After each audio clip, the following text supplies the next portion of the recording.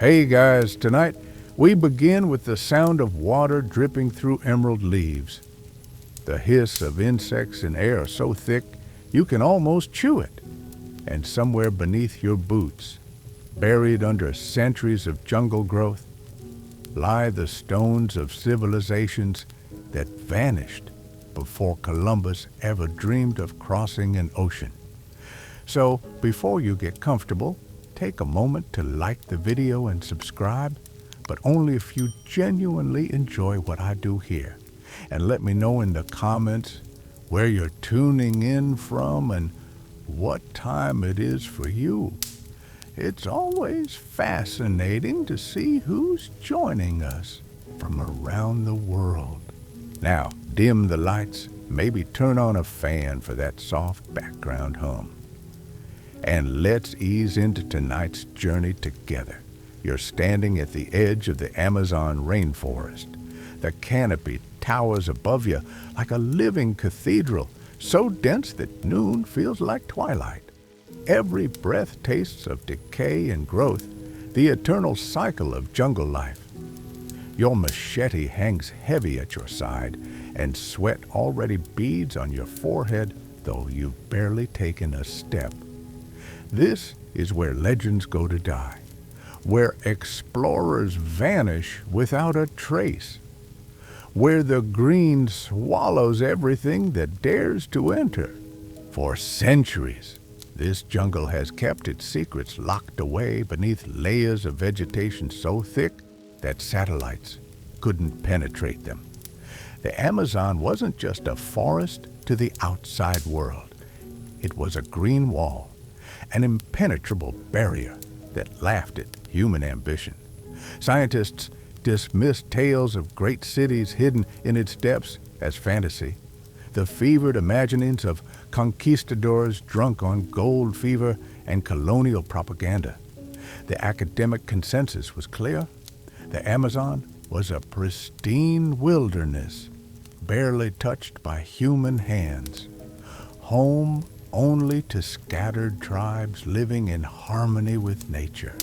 But you're about to discover how spectacularly wrong they were, because buried beneath your feet, hidden under centuries of root and rot, lie cities that would make Rome envious. Pyramids that dwarf anything in Egypt. Road networks that stretch for thousands of miles. Agricultural systems so sophisticated they sustained populations in the millions. The Amazon wasn't empty. It was full. Fuller than anyone dared imagine.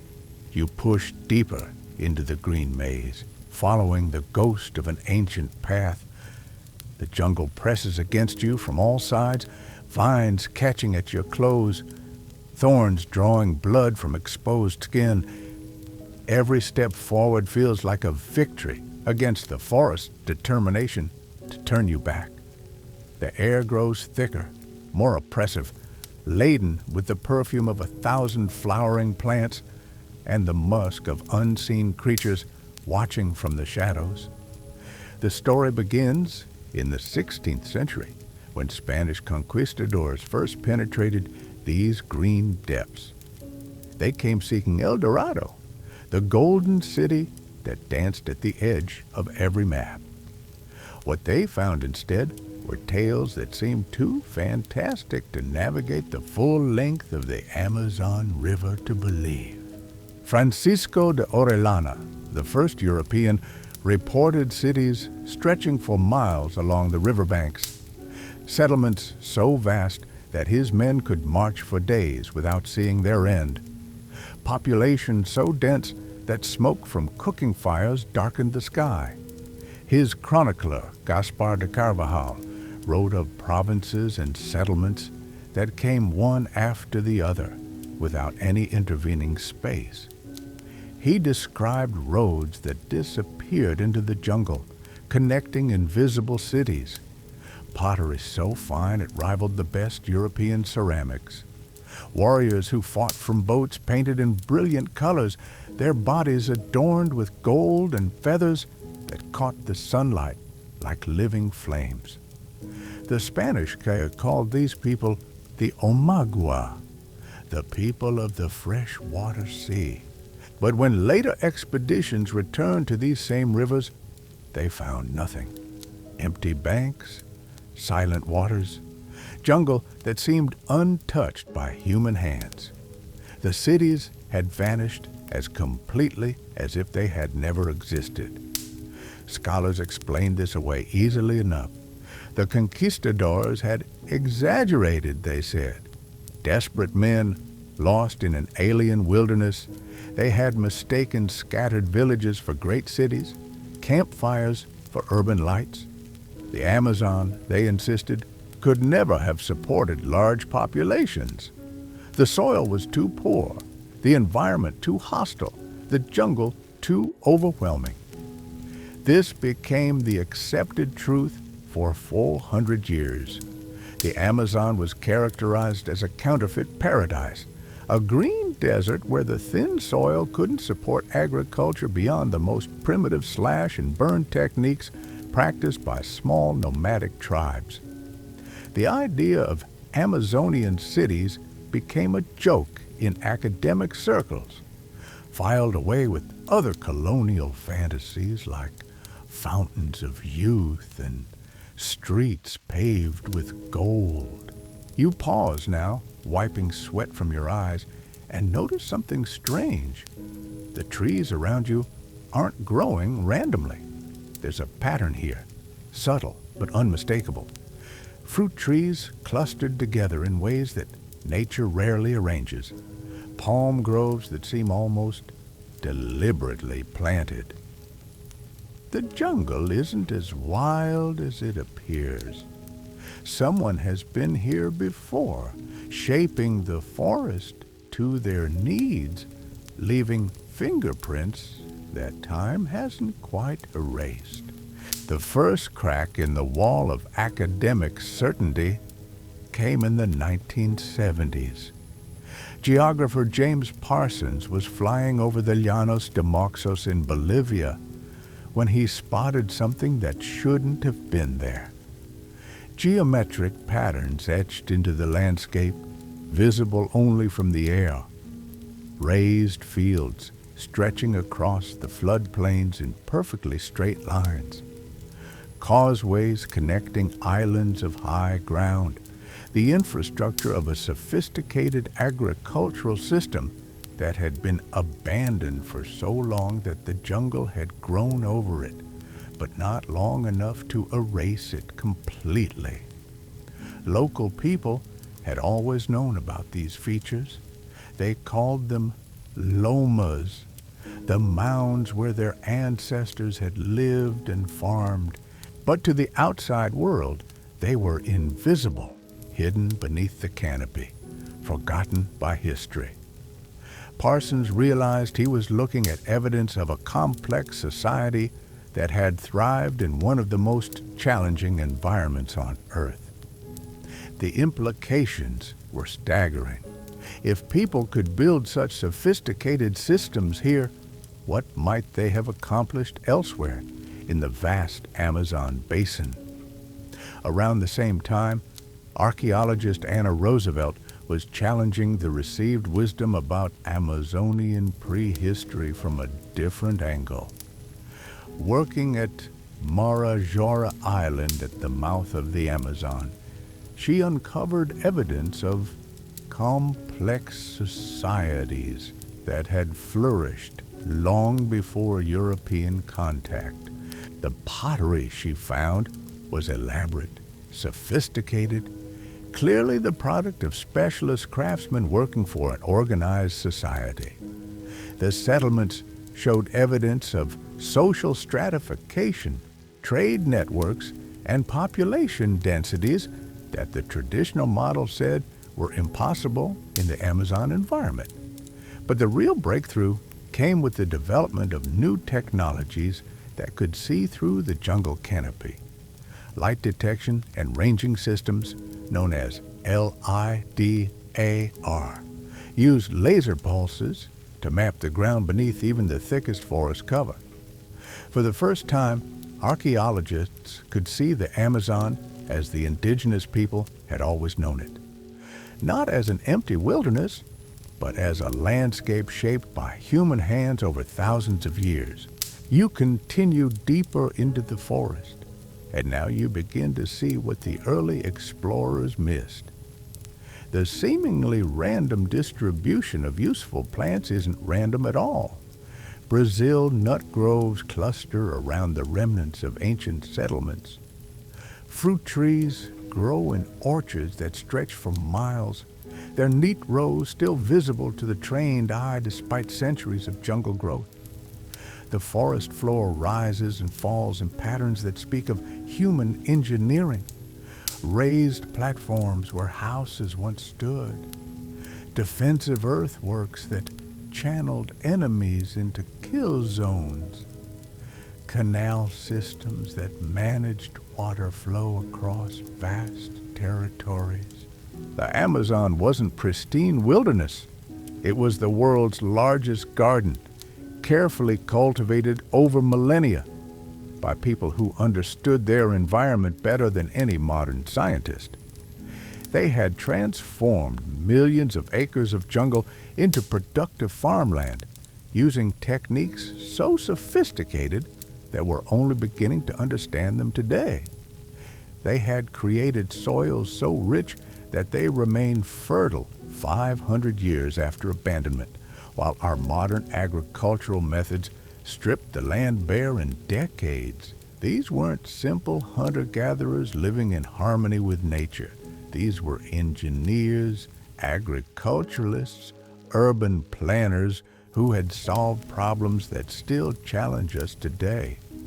They had built cities in places where modern experts said cities were impossible.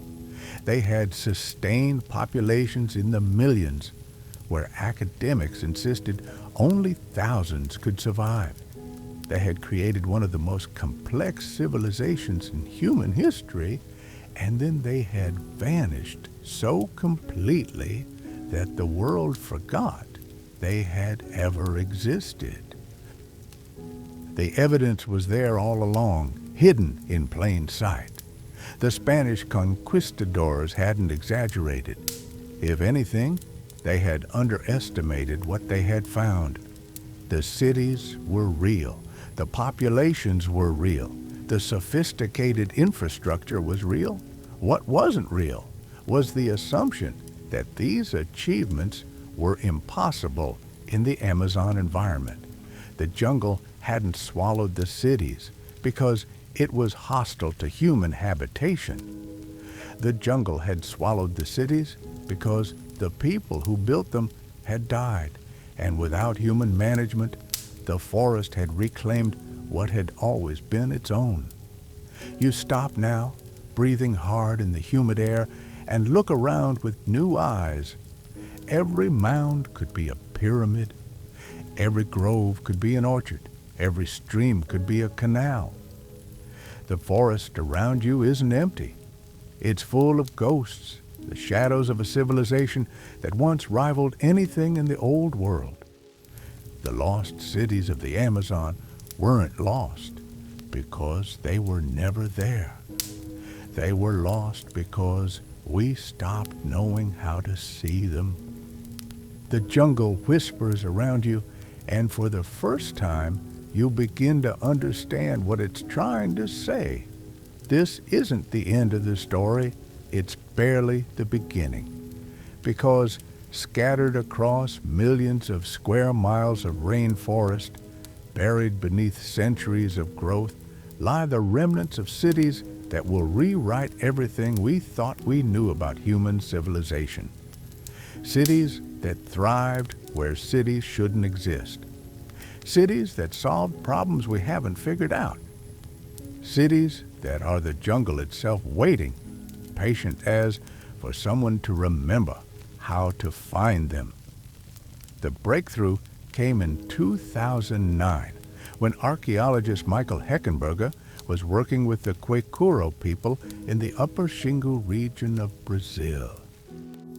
The Quecuro had always insisted their ancestors had lived in great settlements, connected by roads that stretched across the forest like the veins of a vast organism. But when Heckenberger looked at the jungle around their modern villages, all he could see was trees, dense, impenetrable forest that seemed to mock the idea of ancient cities. Then he began to map the subtle variations in the landscape, a slight depression here, a raised area there, changes in vegetation that seemed almost random until you plotted them on paper and stepped back to see the bigger picture. What emerged was breathtaking. The outline of a city larger than many modern urban centers, complete with residential districts, ceremonial plazas, and defensive fortifications.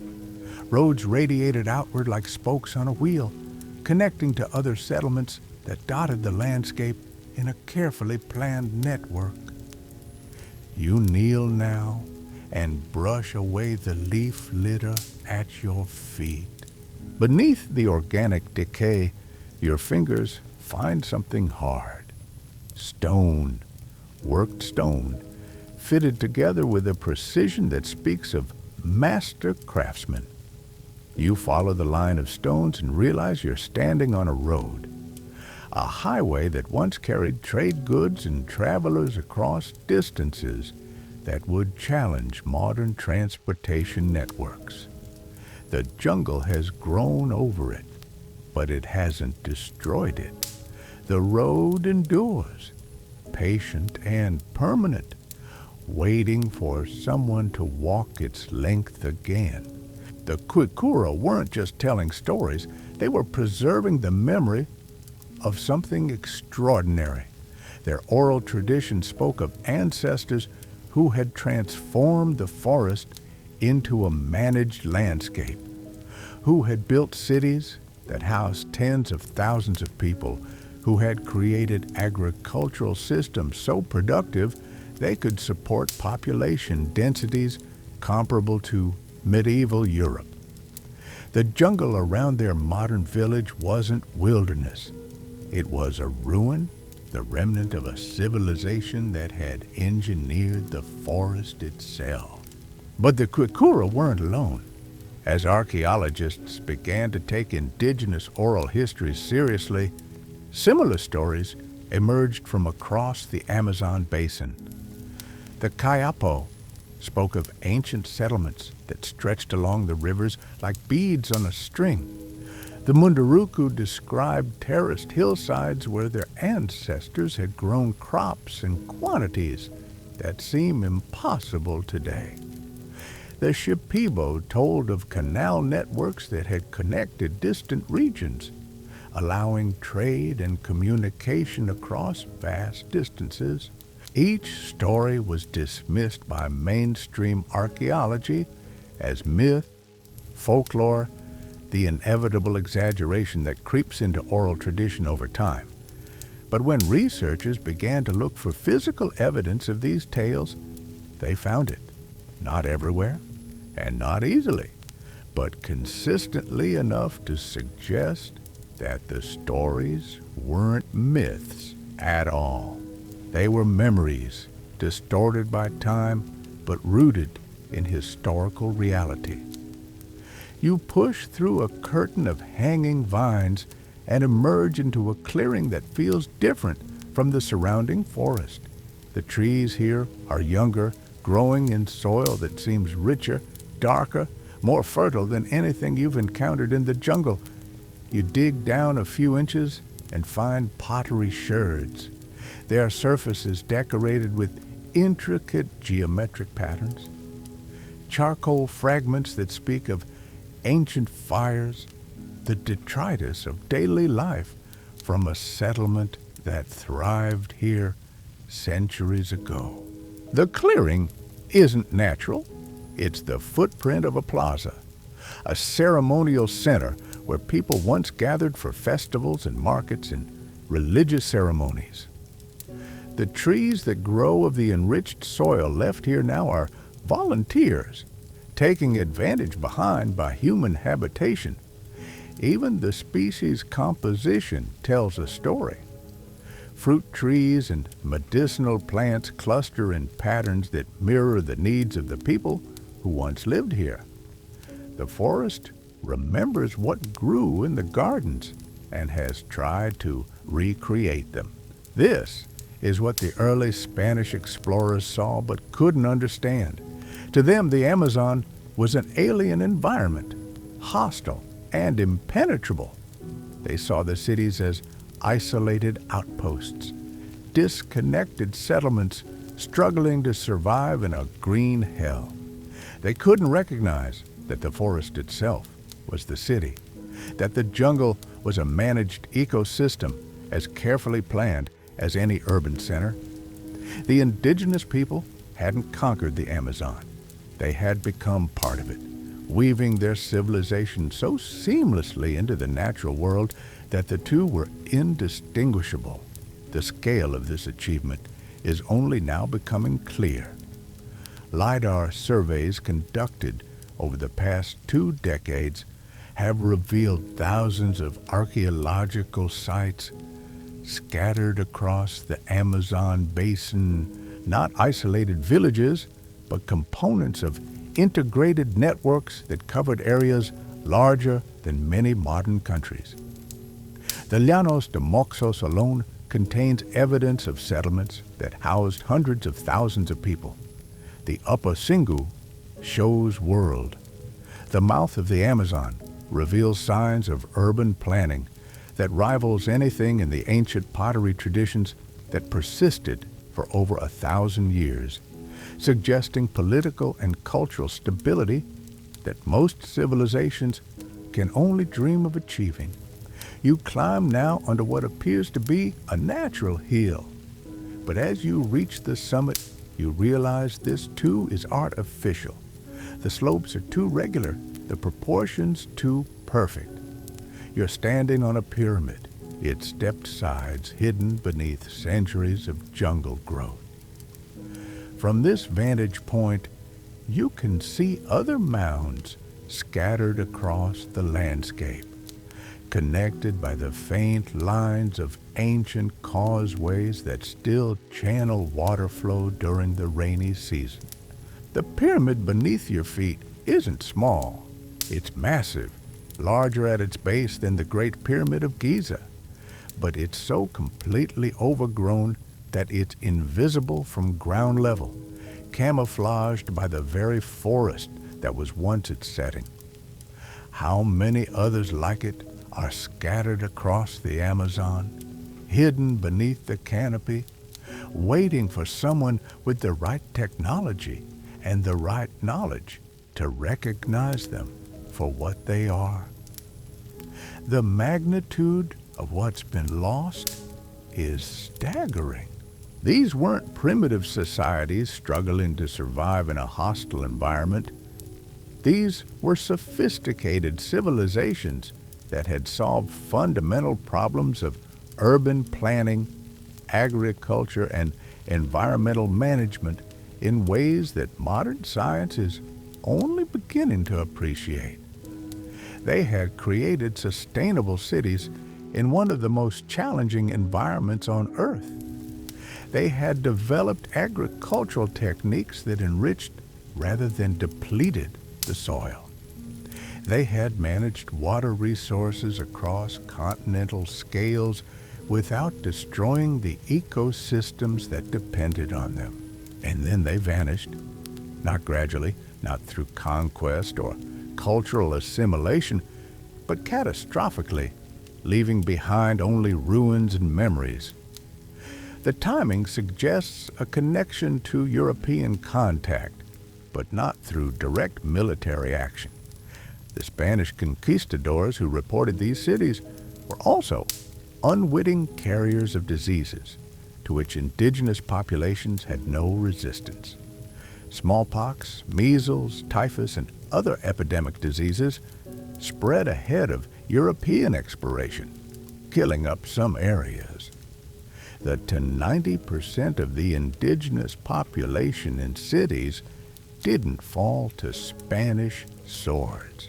They fell to Spanish germs, dying from the inside out as the people who had built and maintained them succumbed to waves of disease that swept across the continent like wildfire. Within a generation, settlements that had thrived for centuries were abandoned. The carefully managed forests began to reclaim the roads and plazas. The agricultural fields returned to jungle. The candomint, the pyramids filled with sage, disappeared beneath curtains of green. When later European expeditions arrived, landscape that appeared, they found Ad to be pristine wilderness because it was recovering wilderness. The jungle they saw as untouched nature was actually a monument to one of the greatest demographic catastrophes in human history. The Amazon wasn't empty because it couldn't support large populations. It was empty because the populations it had, victims supported, were gone of diseases they had never encountered before. You descend from the hidden pyramid and continue deeper into the forest, following what might be an ancient trail or might simply be a game path worn by centuries of animal traffic. The distinction no longer seems important. The jungle has its own logic now, its own purposes, but everywhere you look, you see signs of the human presence that once shaped this landscape. The forest is a palimpsest, a manuscript that has been written over again and again, each layer telling part of the story of the people who lived here. The revelations continue to emerge as new technologies reveal more of what lies hidden beneath the canopy. Ground-penetrating radar can map floor, satellite imagery can buried structures without disturbing the forest, detect subtle variations in vegetation that mark the locations of ancient settlements. Chemical analysis of soils can identify areas that were once intensively cultivated, even centuries after abandonment. Each new technique adds another piece to the puzzle, another fragment of a story that grows more remarkable with each discovery. The forest around you pulses with secrets that refuse to stay buried. You pause beside what looks like a natural depression, but your trained eye now recognizes the telltale signs. The rim is too perfect, the drainage too deliberate. This is a reservoir, engineered to capture and hold rainwater during the dry season. Your fingers trace the edges where stone once lined the bottom, now cracked and scattered, but still functional after all these centuries. The sophistication of these water management systems defies everything we thought we knew about pre-Columbian technology. Recent excavations have uncovered networks of canals, weirs, and retention ponds that controlled flooding across thousands of square miles. The indigenous engineers hadn't just adapted to the Amazon's extreme seasonal variations. They had tamed them, channeling the annual floods to irrigate crops and fill reservoirs that sustained communities through months of drought. Dr. Clark Erickson's work in the Bolivian Amazon has revealed raised field systems so extensive they're visible from space. These weren't random agricultural plots. They were components of an integrated landscape management system that transformed millions of acres of seasonally flooded plains into productive farmland. The raised beds, called waru-waru by local people, were connected by channels that served multiple functions. They drained excess water during floods, retained moisture during dry spells, and created microclimates that extended growing seasons and increased crop yields. You wade through knee-deep water along what was once a major thoroughfare, now flooded by seasonal rains. The causeway beneath your feet remains solid after centuries of sub-EM with immersion-built hydrology that modern understanding of Chai engineers struggled to match. These ancient builders knew that fighting the flood cycle was futile. Instead, they designed with it, creating infrastructure that worked whether the land was dry or underwater. The canals weren't just for water management. They were highways, connecting settlements across vast distances in a region where overland travel was nearly impossible during flood season. Archaeological evidence suggests these waterways carried not just canoes, but large cargo vessels capable of transporting tons of goods. Trade networks extended from the Andes to the Atlantic, moving everything from metal tools and precious stones to exotic feathers and medicinal plants. But the true genius of Amazonian engineering lay not in conquering the environment, but in becoming part of it. The indigenous peoples had discovered something that only beginning to understand. Modern urban planners are the most sustainable cities are those that work with natural systems rather than against them. Their settlements weren't imposed on the landscape. They emerged from it as integrated into the ecosystem as the trees and rivers themselves. You climb onto another artificial mound, this one clearly a residential platform designed to keep homes above flood level. The surface is littered with pottery fragments. Their decorative patterns so intricate they seem to shimmed sunlight. Bessemer in the filter aren't crude cooking vessels. They're works of art, evidence of specialized craftsmen working for societies wealthy enough to support non-agricultural occupations. The sheer quantity of sherds suggests not just individual households, but entire neighborhoods of potters, artisans. Recent AVERs and other analysis of these ceramics has revealed trade connections that spanned continents. Clay sourced from distant regions, tempers that could only have come from specific geological formations hundreds of miles away. Decorative styles that show influence from cultures as far away as the Caribbean and the southern cone of South America. The Amazon wasn't isolated from the wider world. It was a hub of interaction, a crossroads where ideas, goods, and people flowed along river networks that connected ocean to mountain to forest. The pottery tells another story too, one of cultural continuity that lasted for millennia. The same decorative motifs appear in layers separated by centuries, suggesting societies stable enough to maintain artistic traditions across generations. This wasn't a region of constant warfare and cultural disruption. It was a landscape of established communities with deep roots and long memories. You push through a stand of Brazil nut trees, their massive trunks scarred by age, but still producing the seeds that have fed both humans and wildlife for generations. These groves aren't natural ards plant. They're orshed and tended by people who understood it. The spacing forest ecology better than any modern botanist is too regular. The age distribution too uniform. Someone selected these sites, prepared the soil, and protected the seedlings until they could establish themselves. The management of forest resources was perhaps the most sophisticated achievement of Amazonian civilizations.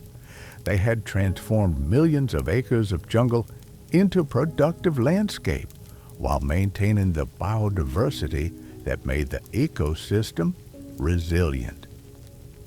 They practiced what we now call agroforestry, integrating food production with forest conservation in ways that enriched rather than depleted the environment.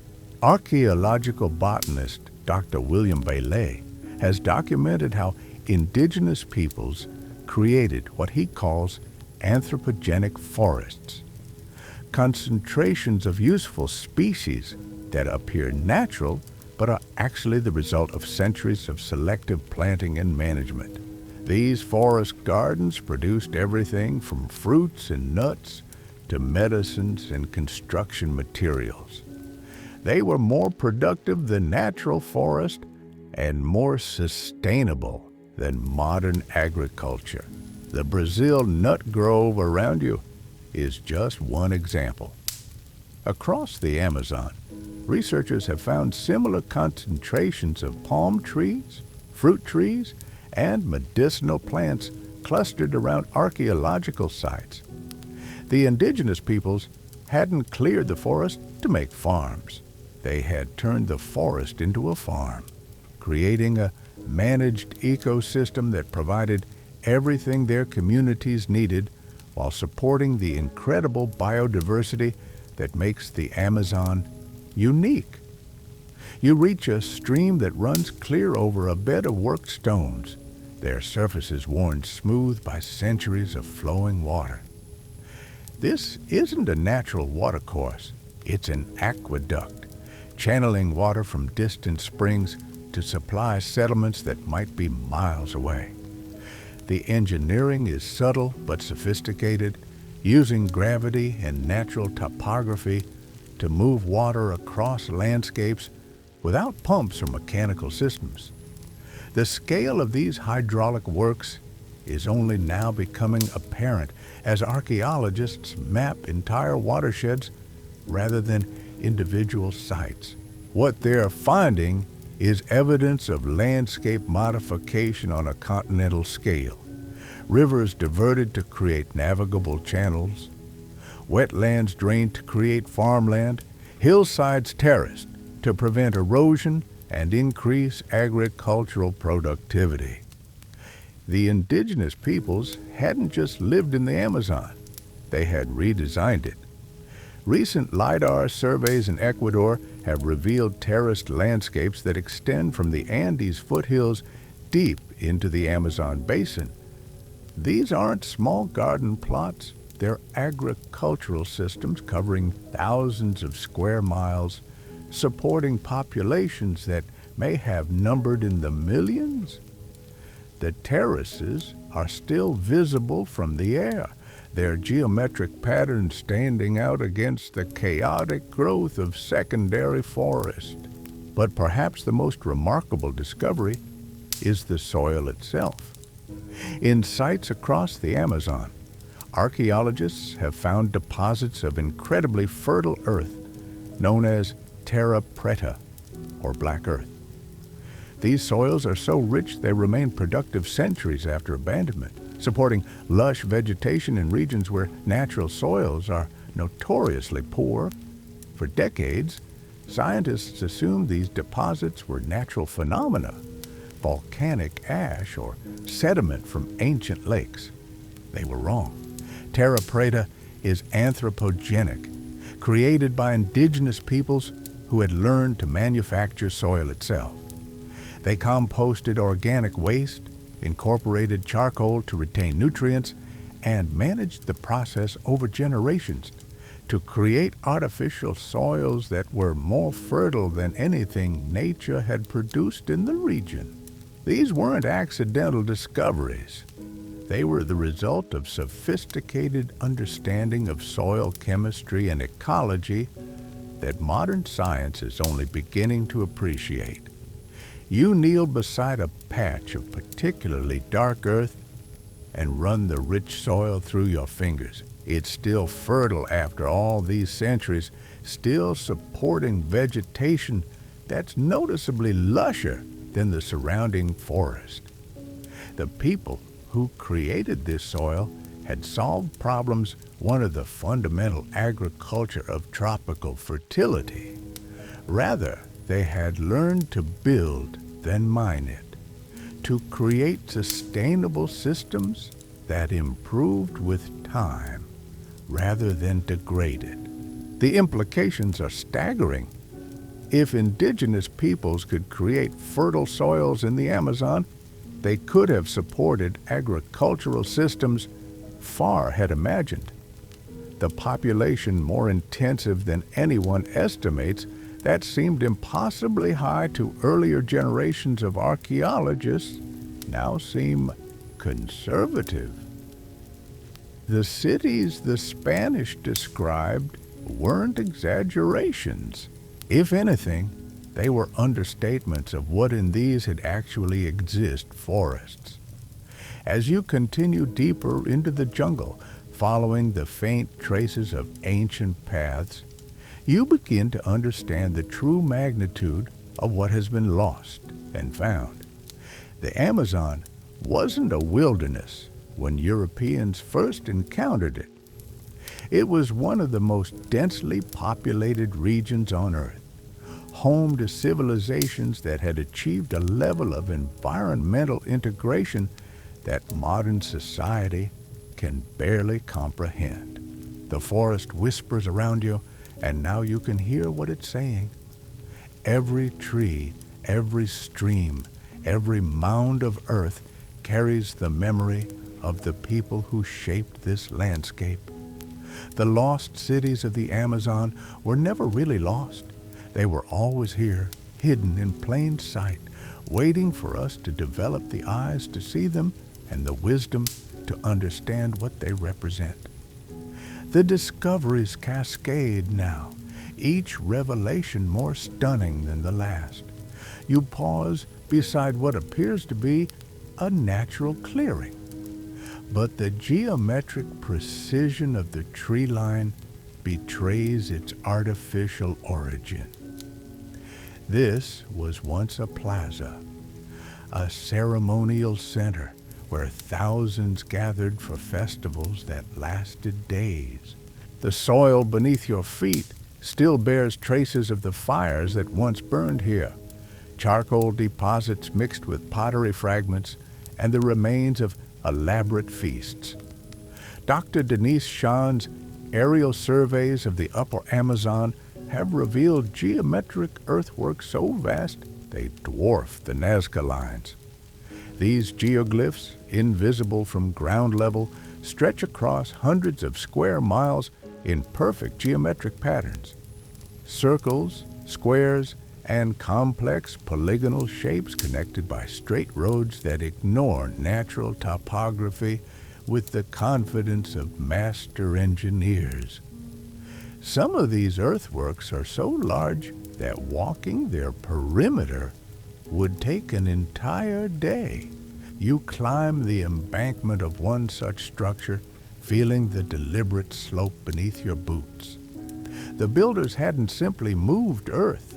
They had sculpted entire landscapes, creating monuments that were meant to be seen by gods rather than humans. The precision of the angles, the mathematical relationships between different elements, suggest knowledge of geometry and astronomy that rivals any ancient civilization. But these weren't just ceremonial sites. Recent excavations have uncovered evidence of permanent settlements within the geometric enclosures, complete with residential areas, workshops, and storage facilities. The earthworks served multiple functions, combining religious significance with practical urban planning. They were cities and temples and fortifications all at once, designed by people who saw no distinction between the sacred and the practical. The forest around these sites tells its own story. Species composition analysis reveals deliberate plant communities that couldn't have occurred naturally. Groves of Brazil nut trees alternate with stands of palm that produce construction materials. Medicinal plants cluster in patterns that suggest botanical gardens maintained by specialist healers. The indigenous peoples hadn't just built cities in the forest. They had made the forest itself into their pharmacy, their hardware store, their grocery market. You follow a raised causeway that stretches arrow straight through the jungle, its surface still firm beneath centuries of leaf litter. These roads weren't crude paths. They were engineered highways built to last millennia. Archaeological surveys have traced some of these routes for hundreds of miles, connecting distant settlements and transportation networks that facilitated trade, communication, and cultural exchange across vast distances. The sophistication of Amazonian road building becomes apparent when you consider the challenges involved. The builders had to account for seasonal flooding, shifting soils, and the constant encroachment of jungle vegetation. Their solutions were elegant in their simplicity. Raised causeways that stayed above flood level, drainage systems that prevented erosion, construction techniques that allowed the forest to grow through the roadbed without destroying its structural integrity. Dr. Michael Heckenberger's mapping of the Xingu Road network has revealed a transportation system that connected over 20 major settlements in a web of highways that would be impressive even by modern standards. The roads don't just connect settlements randomly, they follow planned routes that suggest central coordination, regional government, and sophisticated understanding of logistics and urban planning. You emerge from the forest onto what was once a major intersection, where multiple causeways converge like spokes on a wheel. Standing here, you can imagine the traffic that once flowed along these routes. Traders carrying exotic goods from distant regions, pilgrims traveling to ceremonial centers, armies moving with the swift efficiency that only good roads can provide. This wasn't a wilderness, it was a thoroughfare, a crossroads of commerce and culture in one of the most connected landscapes in the pre-Columbian world. The archaeological evidence grows more compelling with each excavation. At Monte Alegre, one of the oldest sites in the Amazon, cave paintings date back over 11,000 years, suggesting human presence in the region since the end of the last ice age. But these weren't nomadic hunter-gatherers leaving temporary marks. Recent analysis of the pigments reveals sophisticated chemical knowledge, with colors that have remained vibrant for millennia. The paintings themselves tell a story of people who understood their environment intimately. Images of animals that no longer exist in the region. Astronomical observations that suggest knowledge of celestial cycles. Geometric patterns that wreak works throughout were in pottery and earth Amazonian prehistory. These caves weren't just shelters. They were libraries, repositories of knowledge maintained across centuries by cultures that valued continuity and tradition. You climb now toward what local people call the Hill of the Ancestors, though your trained eye recognizes it as another artificial mound. The slope is too regular, the summit too flat. This is a pyramid, its stepped sides disguised by centuries of vegetation, but still recognizable to those who know how to look. From its peak, you can see dozens of similar structures scattered across the landscape. Components of an urban complex that once housed tens of thousands of people. The view from the summit reveals the true scale of Amazonian urbanism. What appears from ground level to be unbroken forest resolves into a carefully planned cityscape. Residential areas clustered around ceremonial centers, agricultural zones radiating outward from population centers, water management systems that channeled seasonal floods into productive agricultural cycles.